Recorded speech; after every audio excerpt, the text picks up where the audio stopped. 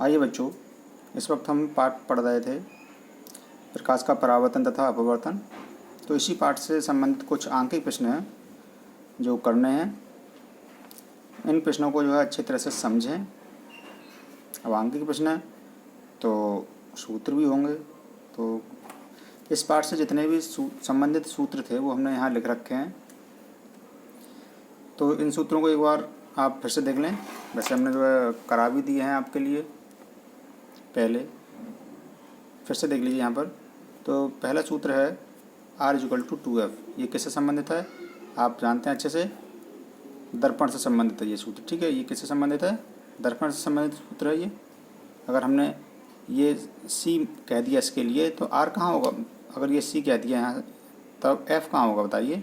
F होगा इसके और ये क्या होता है बच्चों? ये होता है ध्रुव, होता है P, और इसके इन दोनों के ठीक बीच में जो बिंदु होता है उसे क्या कहते हैं? हम फोकस कहते हैं। ठीक है, और यहाँ से यहाँ तक की दूरी क्या कहलाती है? ध्रुव से फोकस तक की दूरी क्या कहलाती है? F कहलाती है। और ध्रुव से केंद्र तक की दूरी क्या कहलाती है? R कहलाती है। ठीक है, तो इनके बीच क्या संबंध होता है? इनके बीच संबंध होता है R=2F, या हम कहें F बराबर, या हम क्या कहते हैं F बराबर R/2। ये भी हम कह सकते हैं। ठीक है, 2 कहाँ जाएंगे? इसके नीचे तो जाएंगे, R के नीचे, तो R/2 हो गए। वैसे भी देखिए यार ध्यान से देखिए, ये और ये क्या है? बराबर है, तो 1 और 1 2F हो गए। यहाँ तक आते 1F ये 1F ये दोनों बराबर तो ही हैं। ये बराबर किसके है? इसके बराबर है, तो ये 1F ये हो गया, 1F ये होगा, 2F हो गया। यहाँ तक आते आते R तक आते आते कितना हो गया? 2F हो गया। ठीक है, तो ये सूत्र आप याद रखें, R=2F या F=R/2। दूसरा दर्पण से संबंधित सूत्र ही है कि 1/F = 1/B + 1/U। अगर आप चाहो तो इसे पहले बोल सकते हैं कि 1/B + 1/U = 1/F, ऐसे भी लिख सकते हैं। ठीक है, कोई अंतर नहीं है। उसके बाद है आवर्धन। आवर्धन क्या होता है हमने बता ही दिया पहले ही कि प्रतिबिंब की ऊंचाई बटे वस्तु की ऊंचाई के अनुपात को क्या कहते हैं? आवर्धन कहते हैं। इसका एक सूत्र और होता है, प्रतिबिंब तक की दूरी तथा वस्तु तक की दूरी के अनुपात को क्या कहते हैं? आवर्धन कहते हैं। और ये दोनों क्या कर देते हैं? बराबर कर देते हैं इन दोनों के लिए। तो यहाँ से एक सूत्र संबंध बन जाता है ये। ठीक है, H'/H = B/U। आगे देखते हैं लेंस सूत्र है। ये दर्पण सूत्र है, ये लेंस सूत्र है। ठीक है, तो लेंस सूत्र क्या है? 1/F = 1/B - 1/U। अंतर देखिए दोनों में क्या है? बताइए अंतर दोनों में क्या है? अंतर कुछ नहीं है, सिर्फ चिन्ह का अंतर। यहाँ प्लस है दर्पण में और यहाँ क्या है? माइनस है। ठीक है, उसके बाद है लेंस की क्षमता। लेंस की क्षमता का सूत्र क्या है? P = 1/F। P = 1/F। F किस में हो? मीटर में हो। अगर सेंटीमीटर में हो तब क्या हो जाएगा? तब सूत्र बदल जाएगा। ठीक है, तब हो जाएगा 100/F। और ये किस में आ गया? सेंटीमीटर में। ठीक है, F किस में आ गया? सेंटीमीटर में आ गया। एक सूत्र है अपवर्तनांक। अपवर्तनांक का सूत्र क्या होता है? N12 = V2/B1। तो ये सारे सूत्र समझ आए होंगे आपके लिए। ये आवर्धन देखिए यहाँ पर, ये जो आवर्धन है यहाँ लिख लीजिए। आवर्धन दोनों के लिए अलग अलग होगा। ये लेंस के लिए लिख दीजिए। ठीक है, यहाँ पर लेंस, और दर्पण के लिए क्या हो जाएगा? आवर्धन।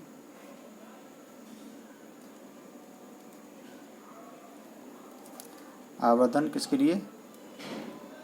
दर्पण के लिए। तो दर्पण के लिए आवर्धन का सूत्र बदल जाता है थोड़ा सा, बस केवल क्या हो जाएगा? M = H'/H - B/U। ठीक है, ये किसके लिए हो जाएगा? दर्पण के लिए हो जाएगा। ठीक है, तो सारे सूत्र आप याद कर लें अच्छे से।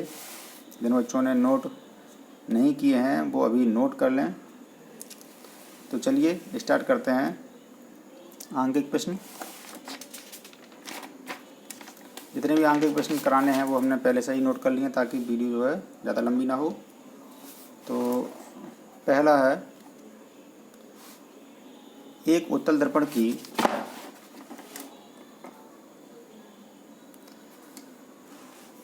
एक उत्तल दर्पण है और उसकी फोकस दूरी 12 सेंटीमीटर है। ठीक है, दर्पण की वक्रता त्रिज्या ज्ञात कीजिए। ठीक है, तो देखो सबसे पहले करना क्या है हमें? चिन्ह प्रपाटी आपको पता ही पड़े, ठीक है। यहाँ चिन्ह प्रपाटी बताना भूल गए थे, लेकिन आपको पहले से पता है। ये हमने क्या मान लिया, दर्पण का ध्रुव इसे ही कह दिया, और यह लेंस के लिए प्रकाशिक केंद्र हो गया, ठीक है। दर्पण के लिए ध्रुव हो गया और लेंस के लिए प्रकाशिक केंद्र ओ हो गया, ठीक है। इधर की दूरियां माइनस, इधर की प्लस, ऊपर की प्लस, नीचे की माइनस, बस यही चिन्ह प्रपाटी है। देखिए सबसे पहले क्या होता है, क्या है सवाल करने के लिए क्या करते हैं, सबसे पहले लिखते हैं जो दिया है, ठीक है, कि सवाल में दिया क्या क्या है। आप उसके बाद आपको पता चल जाएगा कि सूत्र कौन सा लगाना है, ठीक है। तो सबसे पहले क्या दिया है, देखिए कि एक उत्तल दर्पण की फोकस दूरी जो है 12 सेंटीमीटर है, ठीक है। तो क्या दिए, दर्पण कौन सा है, उत्तल दर्पण है। उत्तल दर्पण की फोकस दूरी क्या दिए, उत्तल दर्पण की फोकस दूरी, ठीक है, कितनी दी है, 12 सेंटीमीटर, ठीक है। अब उत्तल दर्पण देख लीजिए ज़रा, चलिए यही बनाते हैं। ये जो हो गया, कौन सा दर्पण हो गया, उत्तल दर्पण हो गया। ये सी कह दिया इसके लिए हमने, ठीक है। और इसके बीच में मान लीजिए फोकस, ठीक है। वस्तु तो हमेशा इधर ही रखी जाती है, ये क्या मुख्य अक्ष है, तो वस्तु हमेशा इधर ही रखी जाती है। तो देखिए इसकी जो फोकस दूरी है वो किधर है, इधर, ये क्या है पी, तो पी से किधर है, प्लस एक्स अक्ष की तरफ, ठीक है। तो इधर की दूरी किसमें होती है, प्लस में, तो इसे हम क्या कहेंगे, प्लस क्या देंगे, +12। आगे क्या कह रहे हैं सवाल में, दर्पण की वक्रता त्रिज्या ज्ञात कीजिए। तो क्या ज्ञात करना है, वक्रता त्रिज्या क्या करना है, ज्ञात करना है। अब आपको समझ आ गया होगा क्या दिया है, फोकस दूरी f दी है और ज्ञात क्या करना है, वक्रता त्रिज्या ज्ञात करनी है, ठीक है। तो इन दोनों में क्या संबंध है, इन दोनों में कौन सा सूत्र है जो संबंधित है इन दोनों से, ठीक है। तो आपको समझ में भी आ गया होगा कि r इक्वल टू क्या होता है, r इक्वल टू क्या होता है 2f, ये सूत्र है, ये क्या है, सूत्र है। ये सूत्र आपको याद है तो सवाल करने में कोई भी दिक्कत नहीं होगी, ठीक है। और एक बात ध्यान रखना कि जो सवाल हमने कराए हैं यहाँ पर, वो सवाल किताब में ढूंढ लेंगे कि ये किताब में है नहीं है, लेकिन आप मन लगा कर ये सवाल अच्छे से सीखें, ठीक है। अगर आप ये सारे सवाल सीख गए तो किताब का कोई भी सवाल बच नहीं पाएगा आपके हाथों से, सारे सवाल निपटा दोगे। बस मन लगा कर समझना है आपको, ठीक है। तो r ज्ञात करना है, r बराबर 2f कितने दिए हैं, 12 + 12, तो 12 दूनी 24 प्लस के, ठीक है। r बराबर 24। तो जो वक्रता त्रिज्या आ गई वो कितनी आ गई, वक्रता त्रिज्या आ गई 24 सेंटीमीटर, ठीक है।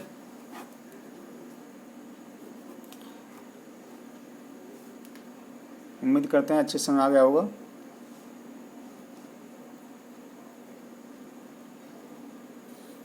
अगला देखिए,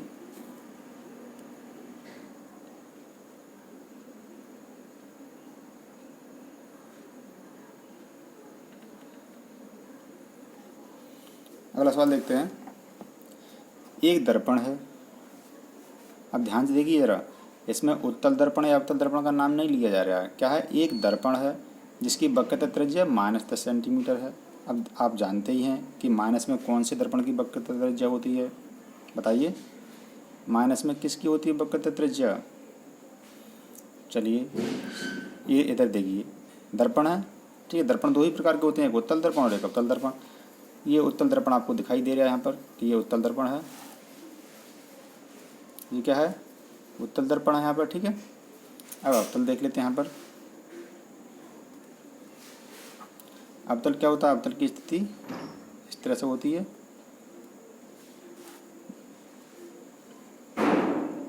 ये हमने बना दिया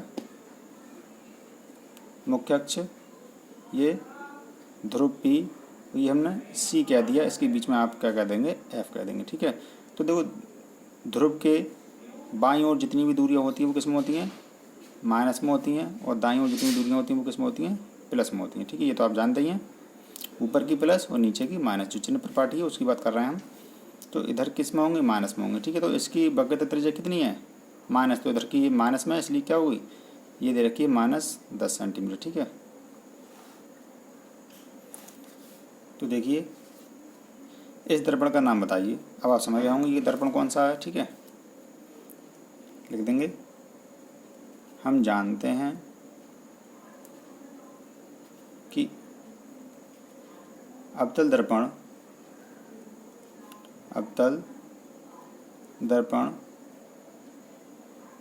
की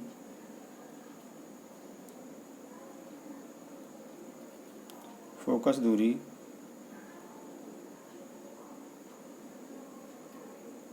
एवं वक्रता त्रिज्या ऋणात्मक होती है। ठीक है, ऋणात्मक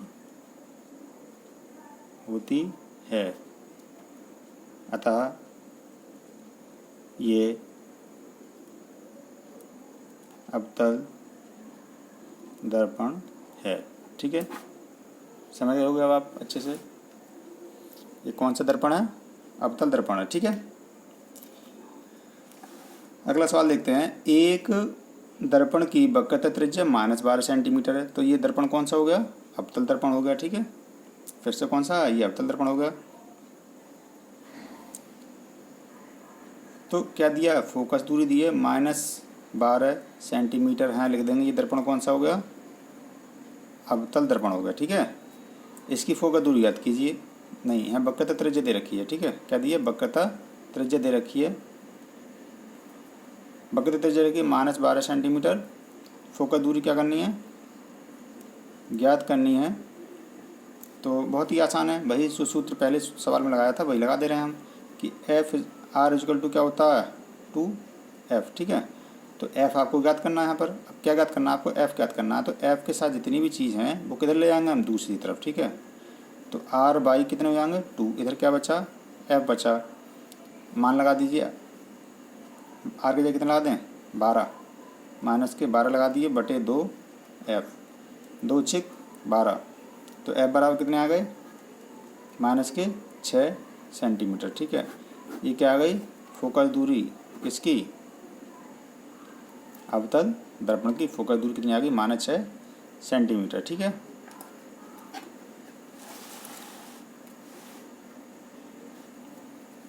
अगला सवाल देखते हैं।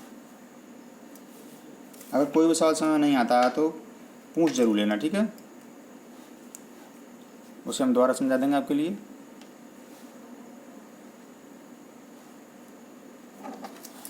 कि एक चौथा सवाल है, एक दर्पण वस्तु का प्रतिबिंब सीधा, आभासी, ये किससे संबंधित है, ये 6 स्थितियां जो होती हैं अवतल दर्पण में उससे संबंधित है। ठीक है, और उत्तल दर्पण में केवल 2 स्थितियां ही होती हैं, एक अनंत पर और कहीं भी रख दो वस्तु को। तो एक दर्पण है, वस्तु का प्रतिबिंब कहाँ बना रहा है, कैसा बना रहा है, सीधा बना रहा है। ठीक है, आभासी बना रहा है तथा वस्तु से बड़ा बना रहा है। ठीक है, देखिए अगर आपको जो 6 स्थितियां हैं वो सारी याद होंगी तो आप बहुत आसानी से बता सकते हो कि ये कौन सा दर्पण है। ठीक है, क्या पूछ रहे हैं, वह दर्पण कौन सा है। तो हमें 6 स्थितियाँ याद होंगी तभी तो ये कर पाएंगे। तो 6 स्थितियाँ याद ना होंगी तो हम ये कैसे कर देंगे। ठीक है, तो 6 स्थितियाँ याद होना बहुत ज़रूरी है। तो देखिए ये वाली स्थिति कब बनती है, ये वाली स्थिति बनती है, देखिए जो उत्तल दर्पण होता है उससे केवल हमेशा छोटी आकृति ही बनती है, छोटा प्रतिबिंब ही बनता है। ठीक है, हमेशा याद रखना। लेकिन यहाँ पर क्या है, देखिए वस्तु से बड़ा, सिर्फ एक ही अंतर है। देखिए उत्तल दर्पण से भी सीधा प्रतिबिंब बनता है, अवतल में भी बनता है, आभासी बनता है उत्तल में और अवतल से ही बनता है आभासी। तो सिर्फ एक ही स्थिति अलग है, वस्तु से बड़ा।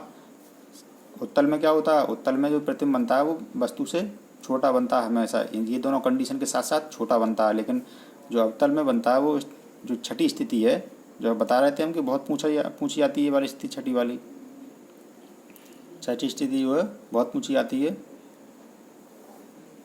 फिर से बता दे रहे हैं आपको। देखो ये हमने मान ली सी, ये हमने बना दिया फोकस, ये हमने बना दी वस्तु, एक सीधी निकल जाएगी, ठीक है, और ये जाएगी समांतर हो जाती है, वो किससे आती है, फोकस से हो जाती है, ये सीधी चलेगी फोकस से हो जाएगी,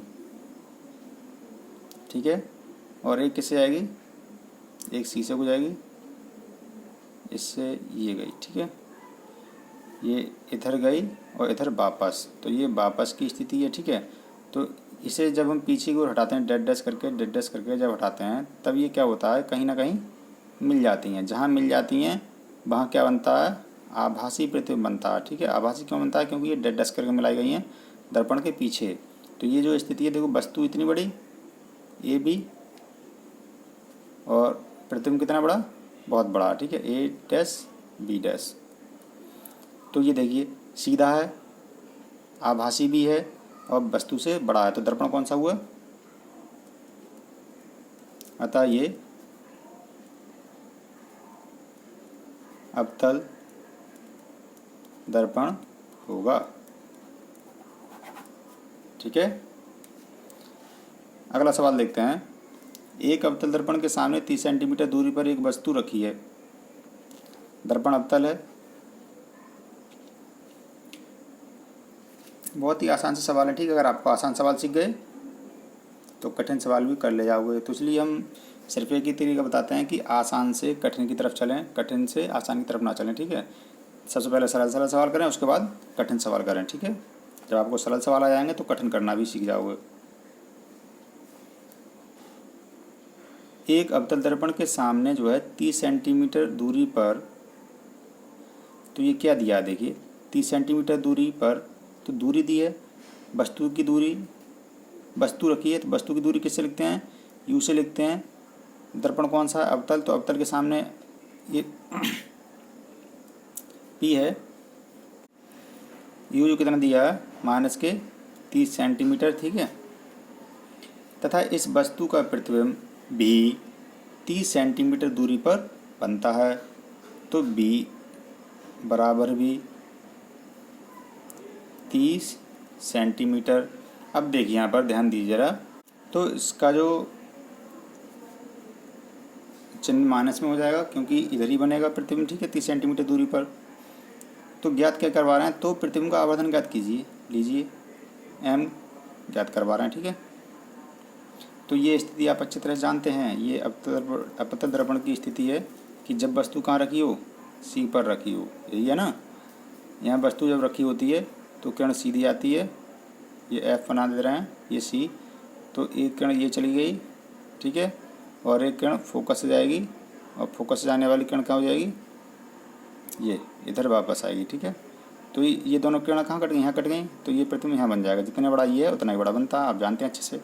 तो m, चलिए m ज्ञात कर लें, तो m का मान कितना हुआ, बराबर हुआ, बनाना चाहिए, तो अब देख लेते हैं m बराबर क्या होता है, क्या है, ये दर्पण है -b/u -30/-30, ठीक है। तो माइनस से माइनस कट गया, 30 से 30 कट गए, 1 आ गया, ठीक है। तो m बराबर क्या आ गया, -1। देखिए इसका अर्थ क्या है, इसका अर्थ ये है कि जितना बड़ा प्रतिबिंब है, जितनी बड़ी वस्तु है उतना बड़ा ही प्रतिबिंब होगा। लेकिन माइनस यहाँ क्या दर्शाता है कि प्रतिबिंब क्या होगा, उल्टा होगा, ठीक है। प्रतिबिंब कैसा होगा, उल्टा होगा। तो ये m का मान आ गया, इसका कोई मात्रक नहीं होता है, ये तो आप जानते ही हैं। आइए अगला सवाल देखते हैं कि 6 सेंटीमीटर ऊंची वस्तु उत्तल दर्पण के सामने रखी है, इस वस्तु का प्रतिबिंब 4 सेंटीमीटर ऊंचा बनता है, प्रतिबिंब का आवर्धन ज्ञात कीजिए। यहाँ ध्यान से देखिए कि 6 सेंटीमीटर ऊंची वस्तु है, ठीक है। अब इसमें किसकी बात कर रहे हैं, आप ज्ञात तो आवर्धन ही करना है, ठीक है। क्या ज्ञात करना है, आवर्धन ज्ञात करना है आपको। लेकिन दिया क्या क्या है, दिया है वस्तु की ऊंचाई, इसे हम क्या लिखते हैं, h से लिखते हैं 6 सेंटीमीटर। और क्या दिया, प्रतिबिंब की ऊंचाई दे रखी है, इसे हम किससे लिखते हैं, h डैश से लिख देते हैं, ठीक है। 4 सेंटीमीटर। याद क्या करना है? आवर्धन। तो आवर्धन का सूत्र आपको याद ही है कि m बराबर h डैश बटे h, ठीक है। प्रतिबिंब की ऊंचाई बटे वस्तु की ऊंचाई, या प्रतिबिंब तक की दूरी बटे वस्तु तक की दूरी, ठीक है। ये सूत्र बता चुके हैं पहले ही हम। चलिए मान लगा दीजिए अब। h डैश है 4 सेंटीमीटर, h है 6 सेंटीमीटर, कट कर दीजिए। 4 बटे 6, 2 दूनी 4, 2 तियाँ 6, 2 बटे 3, m बराबर भाग कर दीजिए तो दशमलव लगाया और 3 6 18, 3 6 18, तो m बराबर आ गए 0.67, ठीक है। ये क्या आ गया? आवर्धन आ गया। या हम इसके लिए यहीं छोड़ सकते हैं 2/3, ठीक है। 2/3 गुना होगा प्रतिबिंब जो बनेगा।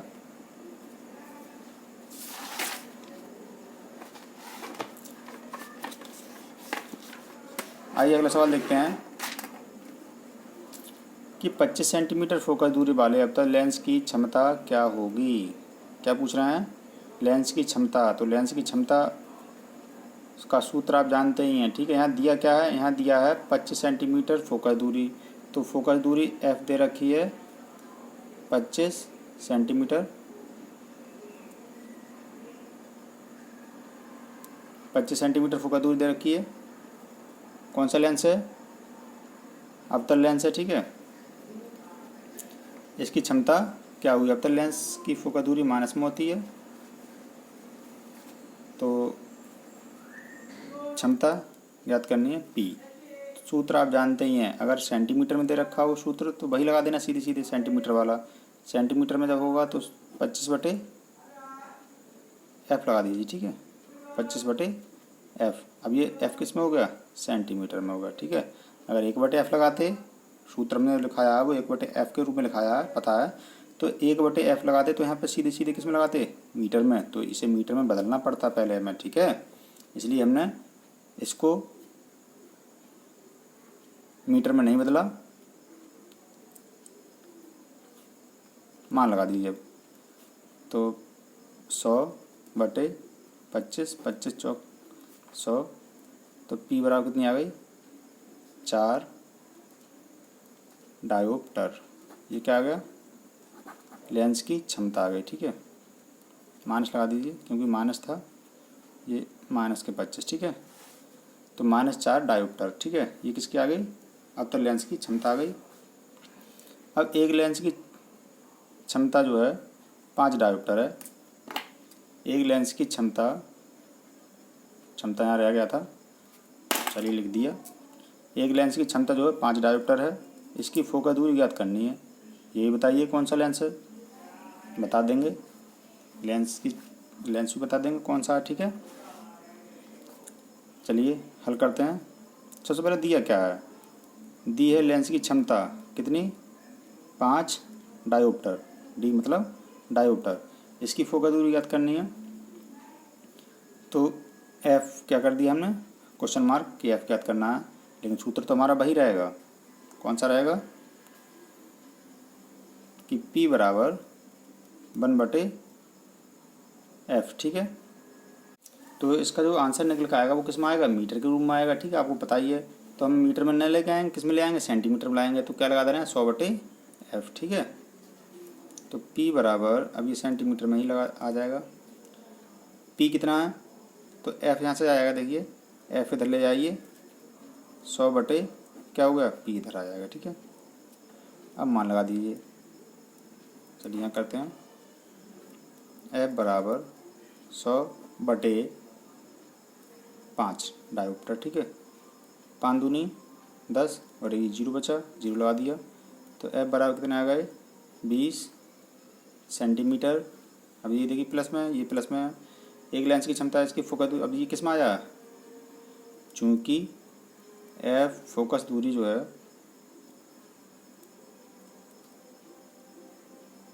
फोकस दूरी धनात्मक है,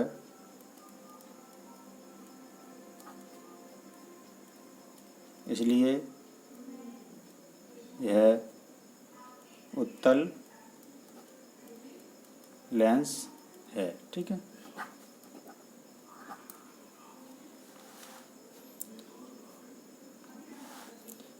चलिए अब अगला सवाल देखते हैं कि 30 सेंटीमीटर फोकस दूरी वाले अवतल लेंस के सामने 15 सेंटीमीटर दूरी पर रखी वस्तु का प्रतिबिंब 10 सेंटीमीटर दूरी पर बनता है। रेखीय आवर्धन ज्ञात कीजिए या आवर्धन ज्ञात कीजिए, एक ही बात है। ठीक है, सबसे पहले हमने बताया था जो दिया होता है सबसे पहले वो लिखते हैं। क्या दिया है फोकस दूरी वाले, तो फोकस दूरी दे रखी है 30 सेंटीमीटर। अवतल लेंस है तो अवतल लेंस के लिए हमने मानच लगा दिया। 15 सेंटीमीटर दूरी पर रखी है तो यू दे रखा है। ठीक है, माइनस के 15 सेंटीमीटर। वस्तु का प्रतिबिंब 10 सेंटीमीटर दूरी पर बनता है।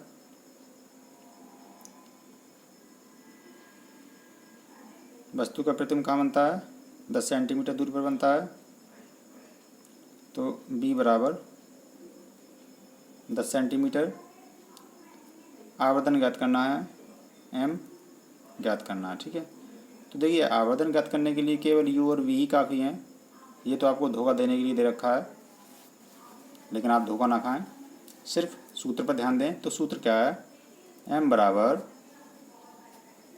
बी बटे यू। ठीक है, एम बराबर बी बटे यू। अगर ये दर्पण के लिए होता तो हम माइनस लगा देते यहाँ पर। ठीक है, तो यहाँ पर तो लेंस है तो लेंस के लिए ऐसा ही रहने देंगे। आप मान लगा दीजिए, बस इसमें आपका आंसर आ जाएगा। तो मान लगाते हैं एम बराबर